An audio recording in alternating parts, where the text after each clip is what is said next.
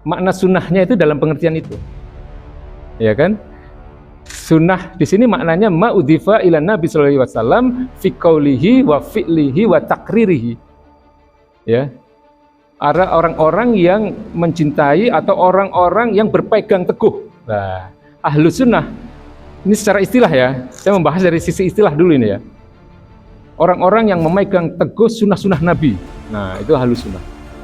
Ya, sunnah dalam arti apapun yang menjadi ucapan Nabi, apapun yang menjadi perbuatan Nabi, dan apapun yang diberikan izin itu oleh Nabi kepada para sahabat.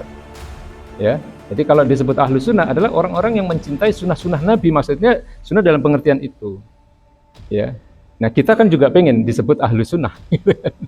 Nah, yang saya maksudkan di sini bedakan ahlus sunnah dalam pengertian istilah dengan ahlus sunnah ketika istilah itu dijadikan nama suatu kelompok.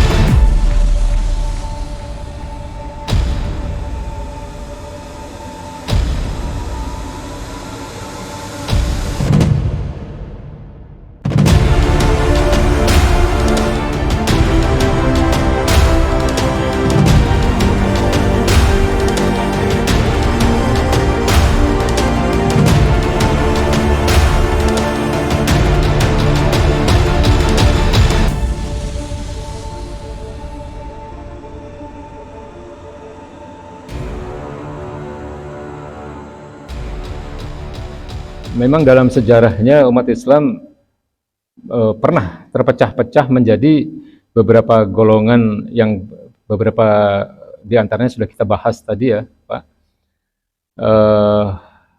Cuman yang perlu kita pahami di sini ada beberapa yang harus menjadi perhatian kita ya. Kita harus bisa membedakan antara sebuah kata, ketika kata itu dijadikan nama sebuah kelompok, dengan kata itu ditinjau dari makna secara istilah, ya.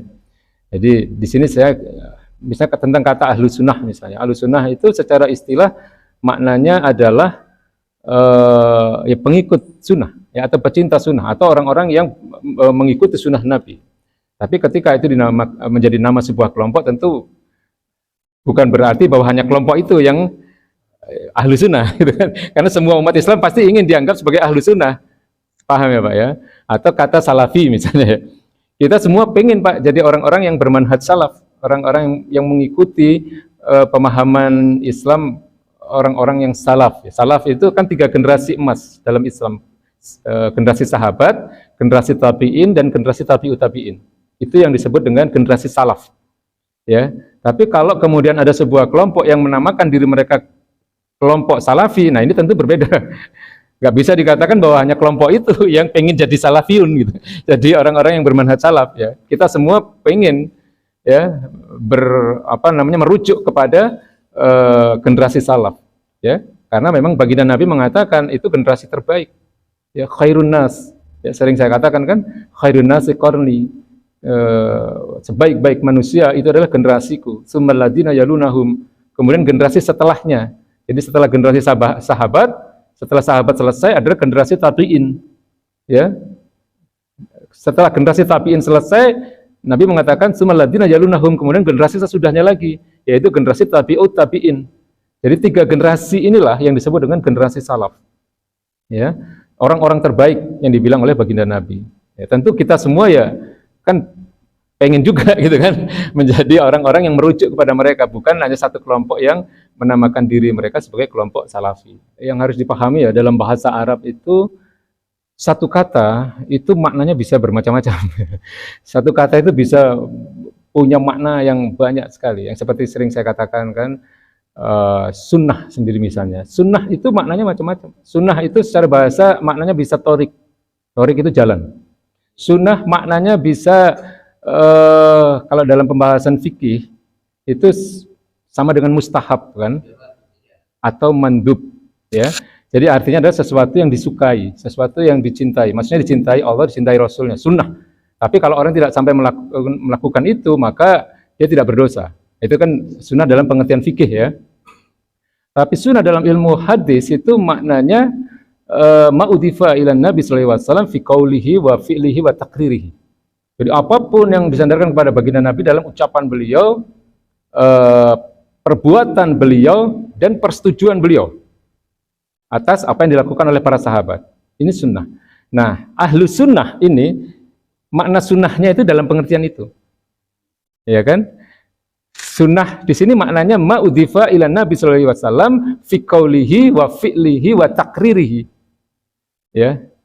Ada orang-orang yang mencintai atau orang-orang yang berpegang teguh. Nah, ahlu sunnah ini secara istilah ya. Saya membahas dari sisi istilah dulu ini ya. Orang-orang yang memegang teguh sunnah-sunnah Nabi. Nah, itu ahlu sunnah.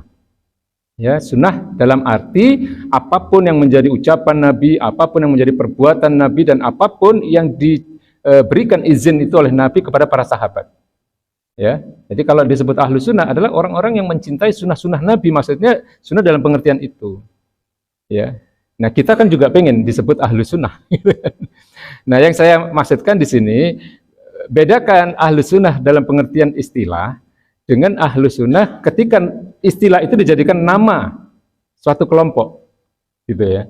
Jadi karena tentu berbeda, tentu bukan berarti bahwa orang-orang yang tidak ada di dalam kelompok itu bukan ahlu sunnah, kan nggak seperti itu ya. Mohon maaf ya, mungkin kalau saya beri contoh kata Muhammadiyah misalnya. Kita kan semua ingin jadi Muhammadiyah. Artinya dalam arti bahwa Muhammadiyah itu adalah orang-orang yang menjadi pengikutnya Nabi Muhammad.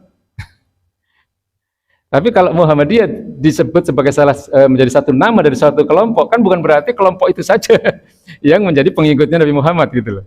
Paham ya maksud saya?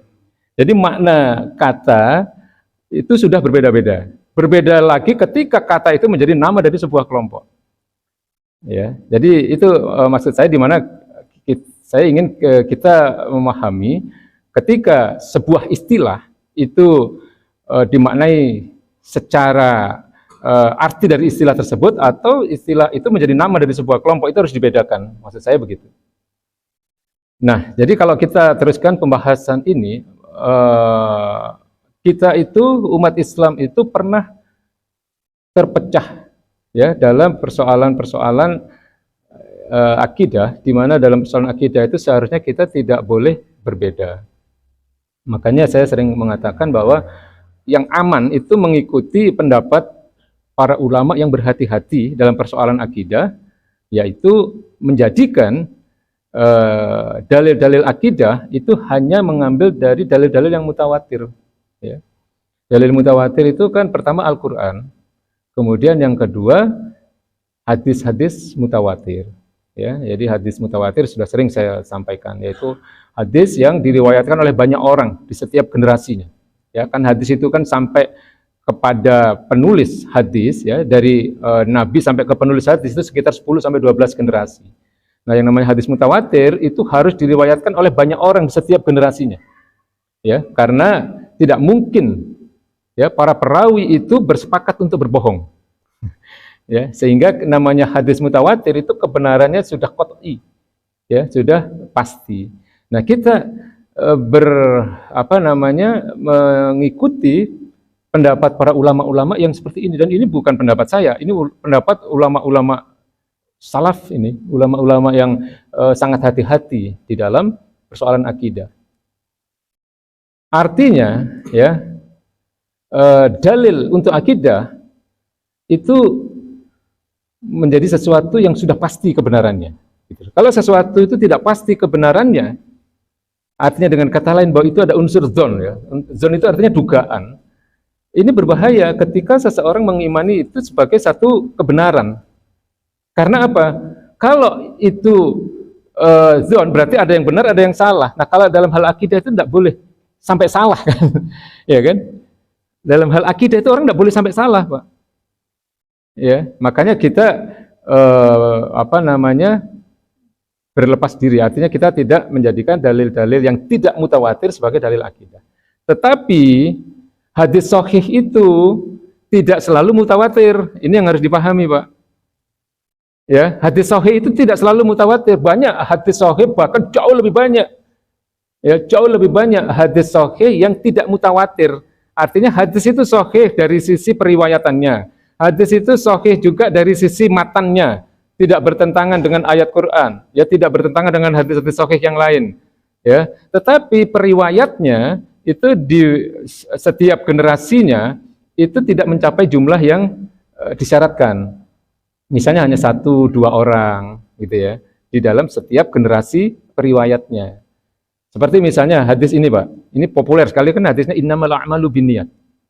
Ya, itu kan hadis masyhur sekali kan? Ya, hampir semua orang bisa kan menyebutkan itu kan. Itu bukan hadis mutawatir itu, tapi itu hadis sahih. Ya. Hadis sahih itu bisa menjadi landasan, bisa menjadi dalil, tapi tidak untuk persoalan akidah gitu loh, Pak. Paham maksudnya ya? Jadi seperti itu. Nah, jadi hadis-hadis yang tidak mutawatir tapi dia sahih, ya, dia boleh untuk dalil untuk persoalan-persoalan fikih, ya, baik itu fikih ibadah ataupun fikih muamalah, ya, karena memang di dalam fikih itu kita boleh berbeda, ya, selama masing-masing berpegang pada dalil-dalil yang syar'i. Jadi prinsip kita dalam beramal, baik itu ibadah ataupun muamalah, itu begini, Pak. Ya, prinsip dalam beramal itu adalah memilih dalil yang paling kuat, ya, tapi tetap berlapang dada dalam perbedaan selama masih memiliki pijakan dalil-dalil yang syar'i. Nah, jadi begitu. Kunut nggak kunut itu nggak masalah, karena masing-masing punya dalil, yang dalilnya masing-masing juga bisa mempertahankan gitu, ya. Atau Bismillah nggak Bismillah di dalam Al-Fatihah itu kan. Bismillahnya ada yang jahar, ada yang sir gitu. Banyak misalnya tarawih ada yang 11, ada yang 23. Itu hal-hal yang sifatnya furu dan masing-masing berpegang pada dalil. Nah, ini kalau diperdebatkan juga nggak akan selesai. Ya, artinya malah akan berbahaya bagi kesatuan umat. Ya. Tapi dalam diri kita pribadi kita harus memilih mana yang pijakan dalilnya paling kuat, kan gitu kan, tanpa menyalahkan pihak lain yang juga memiliki dalil mereka. Nah, yang salah kan kalau ketika melakukan sesuatu tanpa dalil, gitu.